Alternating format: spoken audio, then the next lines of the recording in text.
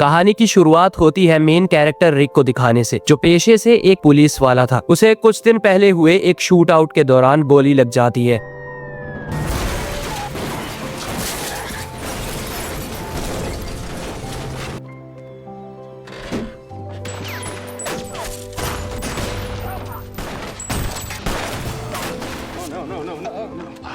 जिसके कारण वो हॉस्पिटल में एडमिट था। मगर जब रिक की आंख खुली तो उसे हॉस्पिटल के अंदर कोई भी नजर नहीं आता। ना तो वहाँ पर कोई डॉक्टर था, ना तो कोई नर्स, और ना ही उसकी पत्नी लोरी। रिक के चारों तरफ अजीब सी खामोशी थी। वो तुरंत ही अपने बिस्तर पर से उठा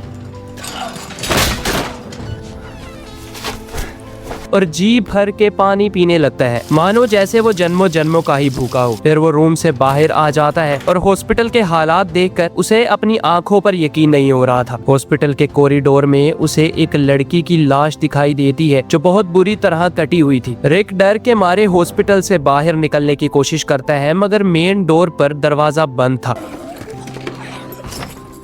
इसीलिए रिक ने हॉस्पिटल के पीछे वाले दरवाजे से बाहर निकलने का सोचा। वो जैसे ही हॉस्पिटल के पीछे वाले दरवाजे से बाहर आया तो वहाँ पर उसे लाशों के अलावा और कुछ भी नजर नहीं आता। लाशों की गंदी बदबू और चारों तरफ खामोशी ने रिक के डर में और भी ज्यादा इजाफा कर दिया। रिक गिरता पटता हुआ किसी तरह हॉस्पिटल से दूर आ जाता है और थोड़ी दूर चलने के बाद उसे आर्मी का हेलीकॉप्टर काफी खस्ता हालत के अंदर एक जगह पर क्रैश हुआ दिखाई दिया। रिक ने उस चीज को इग्नोर किया और चलते हुए एक साइकिल के पास पहुंच जाता है। जब रिक साइकिल पर बैठकर वहां से निकलने लगा तो उसकी नजर पास ही में मौजूद एक बूढ़ी औरत पर जाती है, जिसका नीचे वाला शरीर बिल्कुल गायब था, लेकिन फिर भी वो किसी तरह जिंदा थी और रिक की ओर आहिस्ता आहिस्ता करके आगे बढ़ रही थी। ये देखकर रिक के तो मानो होश ही उड़ गए। रिक ने किसी तरह अपनी हिम्मत को संभाला और साइकिल पर बैठकर अपने घर आ जाता है, मगर वहाँ पर उसे ना तो लोरी दिखाई दी, ना ही उसका बेटा कार्ल। ये जानकर रिक बहुत ज्यादा टूट जाता है। मगर जैसे ही वो अपने आप को संभाल कर घर के बाहर सीढ़ियों पर आकर बैठा कि तभी उसकी नजर दूर से आते हुए एक आदमी पर पड़ती है। रिक ने काफी देर बाद एक चलता हुआ आदमी देखा था। रिक उसे हाय बोलता है, लेकिन पीछे से किसी ने रिक पर अटैक किया और रिक वहीं पर बेहोश हो जाता है।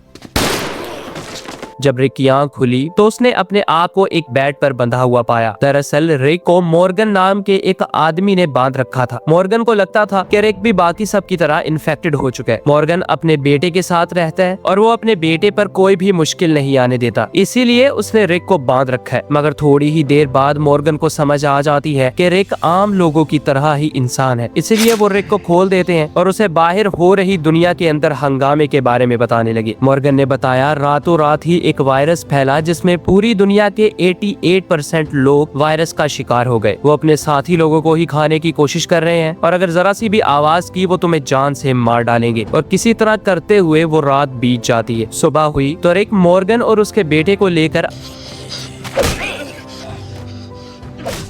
अपने घर आ जाता है। रिक ने कहा ये मेरा पहले घर हुआ करता था और अब इसमें से हर एक फोटो जिसमें मैं, मेरा बेटा और मेरी बीवी थे वो गायब है। यानी मेरी बीवी और मेरा बेटा अभी भी जिंदा होंगे। हमें बस इतना करना है कि पुलिस स्टेशन जाकर कुछ बंदूकें लेनी है, फिर मैं अपनी बीवी को ढूंढ सकता हूँ। मगर मॉर्गन सरासर इनकार कर देते हैं। मॉर्गन ने कहा हम अपने आप पर कोई और ज्यादा मुश्किल नहीं चाहते, लेकिन हम तुम्हारे साथ पुलिस स्टेशन तक जरूर चलेंगे। फिर वो तीनों पुलिस स्टेशन के अंदर आ जाते हैं। रिक ने बताया मैं यहीं पर ड्यूटी किया करता था, लेकिन अब ये बिल्कुल सुनसान पड़ा है। उन्होंने तुरंत ही पुलिस स्टेशन में मौजूद हर एक बंदूक को अपने बैग में भरना शुरू कर दिया और सभी हथियारों को आधा आधा करके रिक निकल पड़ता है अपनी बीवी को ढूंढने, जबकि मॉर्गन और उसका बेटा रिक से अलग हो गए। जब वो पुलिस स्टेशन से बाहर निकल ही रहे थे तभी रिक को उसका दोस्त दिखाई देता है, जो अब बिल्कुल पूरी तरह से ज़ॉम्बी बन चुका था। रिक से उसकी ये हालत देखी नहीं जाती, इसीलिए रिक ना चाहते हुए भी अपने रिवॉल्वर की गोली उसकी खोपड़ी में घुसा देता है, जिससे रिक का दोस्त मारा गया। इसके फौरन बाद ही रिक और मॉर्गन अलग अलग हो गए। हम देखते हैं रिक को, जो ठीक उसी जगह पर आया जहां पर साइकिल के पास उसे एक बूढ़ी औरत मिली थी। वो बूढ़ी औरत अब भी वहां पर मौजूद थी और रिक ने उसे मुक्ति देने के लिए उसे हेडशॉट मारकर जान से मार डाला। फिर रिक एक गाड़ी लेकर निकल पड़ता है अपनी बीवी और अपने बेटे को ढूंढने के लिए। यहाँ हम देखते हैं एक ग्रुप का सीन जहाँ पर और कोई नहीं बल्कि रिक की बीवी और रिक का बेटा ही मौजूद थे। उन सभी के ग्रुप के लीडर का नाम है शेन, और तो और शेन रिक का जिगरी यार भी है। शेन भी पहले रिक की तरह ही एक पुलिस ऑफिसर हुआ करता था, मगर ये वायरस फैलने के बाद वो रिक की बीवी लोरी और बेटे कार्ल को लेकर एक सेफ जगह पर ले आया। थोड़ी ही देर बाद हमें पता चलता है कि शेन और रिक की पत्नी लोरी एक दूसरे को प्यार करते हैं, लेकिन उनके अफेयर के बारे में ग्रुप में किसी को भी नहीं पता था। इधर हम देखते हैं रिक को, जो बेचारा अभी भी अपनी पत्नी और अपने बेटे को ढूंढने के लिए शहर का चप्पा चप्पा छान मारता है, मगर उसे लाशों के अलावा और कुछ भी नहीं मिल रहे थे। बहुत ही जल्द रिक की कार का पेट्रोल खत्म हो जाता है, इसीलिए रिक ने एक घोड़े की मदद से अपने पत्नी और अपनी बीवी को ढूंढना शुरू कर दिया। इसी तरह करते करते वो शहर के बीचों बीच आ जाता है, लेकिन शहर के अंदर आना ही रिक की बहुत बड़ी गलती थी। शहर में उसे चारों तरफ से ज़ोंबी घेर लेते हैं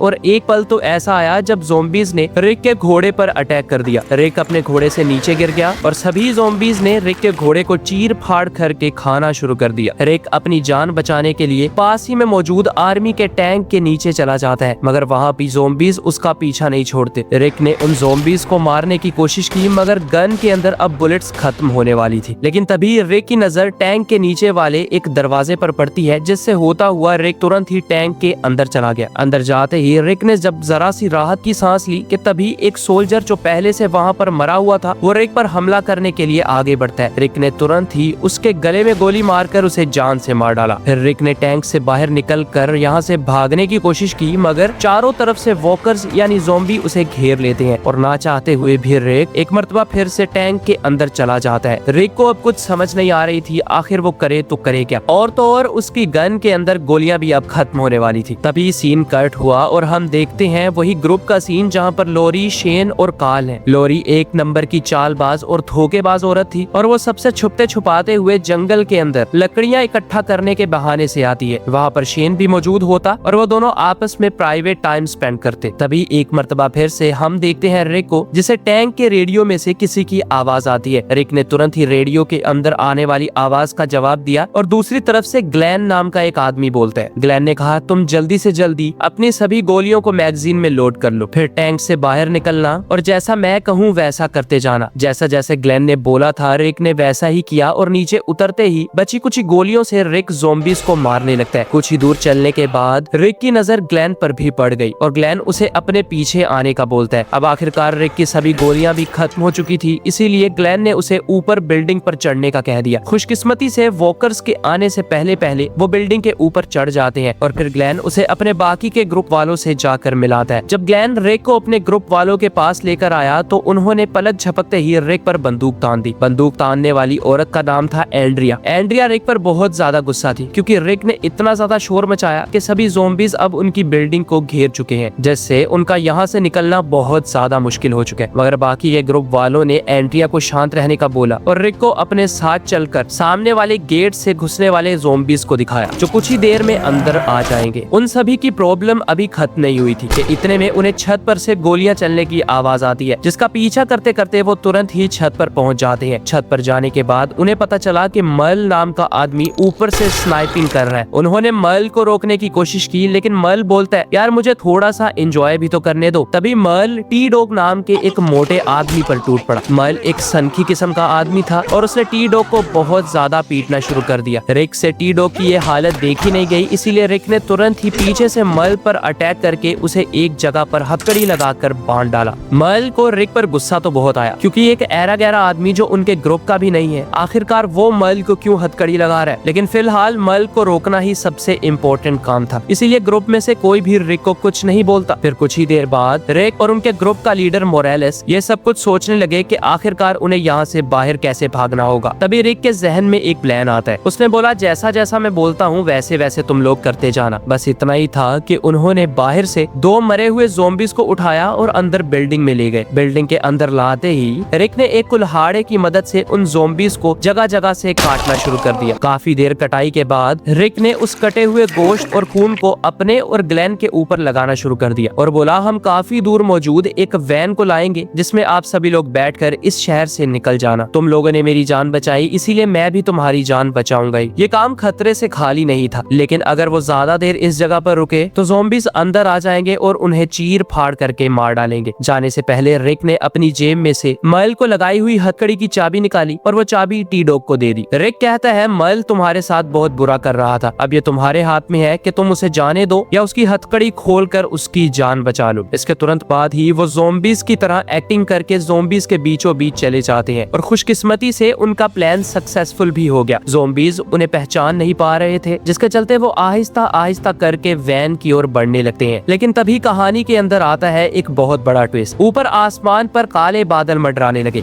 और जल्द ही वहाँ पर जोर शोर से बारिश होने लगती है, जिस बारिश की वजह से रिक और ग्लेन के कपड़ों पर लगा हुआ वो खून अब पानी बनकर नीचे बहने लगता है और ना चाहते हुए भी वो ज़ॉम्बीज़ अब उन्हें पहचानने लगे थे। एक पल तो ऐसा आया जब दोनों के कपड़ों पर से खून का नामो निशान ही खत्म हो जाता है और अब ज़ॉम्बीज़ हाथ धोकर उनके पीछे पड़ जाते हैं, जिसके चलते रिक और ग्लेन अपने रास्ते में आने वाले सभी ज़ॉम्बीज़ को मारकर अपना रास्ता क्लियर कर रहे थे। लेकिन ज़ॉम्बीज़ की तादाद बहुत ज्यादा थी, इसलिए उन्होंने मारने को छोड़कर भागने पर फोकस किया और भागते भागते हुए वैन के अंदर पहुंच जाते हैं। वो दोनों वैन में बैठे और बिल्डिंग से बहुत दूर जाने लगते हैं। ये देखकर मोरेलिस, एंड्रिया और बाकी के सभी ग्रुप वाले हैरान हो गए और उन्हें लगा शायद रिक और ग्लेन उन्हें छोड़कर यहाँ से भाग रहे हैं, मगर उनके दिमाग में तो कुछ और ही चल रहा था। रिक ग्लेन को लेकर एक जगह पर आया जहाँ पर एक स्पोर्ट्स कार का शीशा तोड़कर रिक ने उस स्पोर्ट्स कार को चालू कर दिया, मगर वो स्पोर्ट्स कार लगातार अलार्म बजाए जा रही थी और यही चीज तो उन्हें चाहिए थी। ग्लेन अलार्म बजाती हुई स्पोर्ट्स कार को लेकर शहर में यहाँ वहाँ घूम रहा होता है और ज़ॉम्बीज़ उस अलार्म को बजता सुन उसके पीछे आ रहे थे, जिससे रिक का रास्ता साफ हो गया और वो बाकी सभी को लेने के लिए बिल्डिंग के नीचे चला जाता है। सभी लोग तो नीचे उतर आए, मगर टी डॉग अभी भी इस सोच में मड़ा हुआ था कि उसे मर्ल को छोड़ना चाहिए या नहीं। लेकिन आखिरकार टी डॉग एक दिल का साफ इंसान था, इसीलिए वो मर्ल को हथकड़ी से फ्री करने के लिए उसके पास आने लगता है। मगर जब टी डॉग मर्ल के पास आया तो टी डॉग का पाँव फिसलने की वजह से टी डॉग नीचे गिर जाता है, जिससे उसके हाथ से चाबी छूटी और चाबी सेवरेज पाइप के अंदर गिर जाती है। टी डॉग को पता था कि अब वो मर्ल को नहीं बचा सकता, इसीलिए वो वहाँ से भागने लगता है। मर्ल ने टी डॉग के सामने अपनी जान की भीख मांगनी शुरू कर दी, मगर जाने से पहले टी डॉग उस पर एक एहसान कर देता है। टी डॉग ने उस दरवाजे को लॉक कर दिया जिस दरवाजे से आप सीढ़ियों से होते हुए रूफ टॉप तक जा सकते हो, ताकि अगर ज़ॉम्बीज़ बिल्डिंग तक भी आ गए तो वो मर्ल तक ना पहुँच पाए। यह वक्त रहते रिक बाकी सभी ग्रुप वालों को अपनी वैन में बिठाता है और उन्हें रेस्क्यू करके निकल जाता है शहर से बाहर, और मर्ल अभी भी रूफ टॉप पर ही बंधा हुआ था। फिर सीन कट हुआ और हम देखते हैं मर्ल को, जो बहुत ज्यादा पागल हो चुका था क्योंकि पिछले 7 घंटों से वो बिल्डिंग की छत पर ही हथकड़ी से बंधा हुआ है। तभी वहाँ पर ज़ॉम्बीज़ भी पहुँच गए, मगर टी डॉग के एहसान की वजह से वो मर्ल तक नहीं पहुँच पाते। लेकिन मर्ल यहाँ से छूट भी तो नहीं सकता था, इसीलिए बेचारा मर्ल अपनी किस्मत पर रोकर मौत का इंतजार करने लगा। यहाँ सीन कट हुआ और हम देखते हैं बाकी के सभी ग्रुप वालों को, जहाँ पर शेन, लॉरी और काल के पास बैठा था। शेन ने कहा, देखो काल, आज मैं तुम्हें मेंढक पकड़ना सिखाऊंगा। काल कहता है, आखिर मेंढक कौन खाता है? जिसके जवाब में शेन कहता है, जब हमारा ये बचाया हुआ खाना खत्म हो जाएगा ना, तो तुम्हें मेंढक ही सबसे ज्यादा अच्छे लगेंगे। उन सभी की बातचीत चल ही रही थी कि इतने में डेल ने देखा कि दूर से ग्लेन अपनी सुपर कार लेकर आ रहा है और कुछ ही देर में ग्लेन ग्रुप के पास पहुंच जाता है। ग्लेन बहुत ज्यादा खुश था, लेकिन तभी शेन ने कहा, जल्दी से जल्दी इस अलार्म को बंद करो क्योंकि तुम बाकी के ज़ॉम्बीज़ को हमारी तरफ खींच रहे हो। और फिर उस अलार्म को बंद कर दिया जाता है। तभी पीछे से वो वैन भी आ जाती है जिसके अंदर रिक और बाकी के सभी लोग थे। सब लोग तो बाहर आ गए, लेकिन आखिर पर रिक बाहर आता है, जिसे देखकर लॉरी और काल तो मानो हक्के बक्के रह गए। रिक ने तुरंत ही अपने बेटे और अपनी बीवी को गले लगा लिया और एक बहुत ही इमोशनल मोमेंट के साथ सभी लोग उन तीनों को देखने लगते हैं। पास ही में मौजूद शेन भी रिक की ओर देख रहा था क्योंकि उसे लगा कि रिक तो रफू चक्कर हो चुका है और अब लॉरी सिर्फ और सिर्फ शेन की ही है। जब रात हुई तो सभी के सभी लोग आग के इर्द गिर्द बैठकर बातें कर रहे थे। इतने में ही चार्ली नाम का एक आदमी अपनी बीवी और अपनी बेटी को लेकर अलग आग जला लेता है। शेन को ये बात बहुत बुरी लगी क्योंकि उनके पास लकड़ियां पहले ही बहुत ज्यादा कम थी। शेन ने कहा, अगर तुम अपनी अलहदा से आग जलाओगे तो एक दिन जलाने के लिए हमारे पास कुछ भी नहीं बचेगा, इसलिए चुपचाप बाकी सभी लोगों के पास आकर बैठ जाओ। तभी शेन ने उसकी आग को बुझा दिया और फिर इसी तरह सीन कट हो जाता है। हम देखते हैं सुबह का सीन जहाँ पर सभी लोग अपना अपना काम कर रहे थे। रिक अपनी पत्नी लॉरी से मिलता है और उसे बोलता है, मैंने तुम लोगों को बहुत ज्यादा मिस किया, लेकिन तुम मुझे एक बात बताओ, तुम लोग मेरे पास हॉस्पिटल में क्यों नहीं आए थे? मगर लॉरी यहाँ पर झूठ बोल देती है। लॉरी ने कहा, हम तुम्हारे पास ही आ रहे थे, लेकिन तभी ये जहरीला वायरस फैल गया और हॉस्पिटल में चारों तरफ लोग एक दूसरे को काटने लगे, इसलिए हम तुम तक नहीं पहुँच पाए। तभी उन्हें जंगल में से किसी चीज की आवाज आने लगती है, जिसका पीछा करते हुए सभी लोग जंगल के अंदर पहुँच गए। वहाँ वहाँ जाते ही उन्होंने देखा कि एक ज़ोंबी हिरन को कच्चा ही खा रहा है। सभी लोगों ने पलक झपकते ही उस ज़ोंबी को जान से मार डाला। लेकिन तभी वहाँ पर एंट्री हुई हमारे हीरो डैरिल की। वहाँ आते ही डैरिल उस ज़ोंबी को जोर जोर से पीटने लगा, क्योंकि डैरिल इस हिरन का पीछा 2 किलोमीटर से कर रहा था। और जब हिरन को तीर मारकर हिरन बेजान होकर नीचे गिरा तो इस कमबख्त ज़ोंबी ने उसे खाकर इन्फेक्टेड कर दिया। इसीलिए हिरन खाने लायक नहीं रहा। मगर हैरानी की बात थी कि डैरिल को देखकर बाकी के सभी ग्रुप वाले बहुत ज्यादा दुखी हो जाते हैं, क्योंकि मर्ल और कोई नहीं बल्कि डैरिल का ही बड़ा भाई होता है। जब डैरिल बाकी सभी ग्रुप वालों के पास आया तो वो जोर जोर से अपने भाई मर्ल को पुकारने लगता है। लेकिन पीछे से रिक कहता है, हमने तुम्हारे भाई को छत पर हथकड़ी लगाकर बांध दिया। ये सुनते ही डैरिल के तो मानो होश ही उड़ गए। उसे बाकी के सभी लोगों पर बहुत ज्यादा गुस्सा आने लगता है। मगर रिक ने कहा, तुम्हारा भाई हमारे लिए बहुत बड़ा खतरा बन चुका था। इतने में वहाँ पर टी डॉग भी आ जाता है। टी डॉग ने कहा, मैं चाहता तो उसे छुड़ा सकता था, मगर गलती से वो चाबी ड्रेनेज पाइप के अंदर गिर गई। उन सब की बातें सुनकर डैरिल को इतना ज्यादा गुस्सा आया कि उसने रिक और शेन पर अटैक करना शुरू कर दिया। जैसा कि रिक और शेन दोनों पुलिस वाले थे, वो कुछ ही सेकंड्स के अंदर डैरिल को ठंडा कर देते हैं। लेकिन जैसा कि डैरिल को बहुत ज्यादा गुस्सा आ रखा था, इसीलिए डैरिल कहता है, मैं अकेला ही वापस जाऊंगा और अपने भाई को बचाकर यहाँ ले आऊंगा। लेकिन तभी रिक कहता है, अगर बांधा मैंने है तो लेके भी मैं आऊंगा। बस इतना ही था कि रिक बाकी के ग्रुप वालों को कहता है, मैं, डैरिल, ग्लेन और टी डॉग एक मर्तबा फिर से शहर वापस जा रहे हैं। मगर शेन इस चीज के हक में नहीं था, क्योंकि उसे भी मर्ल ज्यादा पसंद नहीं होता। जाने से पहले रिक अपनी पत्नी लोरी के पास आता है, जो लगातार रिक पर गुस्सा ही किए जा रही थी। लोरी ने कहा, अभी कल ही तो तुम यहाँ वापस आए हो और आज ही तुम वापस जाने की जिद कर रहे हो। बताओ, अगर तुम्हें वहाँ पर कुछ हो गया तो मैं तो एक मर्तबा फिर से जीते जी मर जाऊंगी। मगर रिक उसे आखिरी मर्तबा यकीन करने का कहता है और फिर बाकी सभी के साथ कुछ जरूरत का सामान लिया और वैन के अंदर निकल गया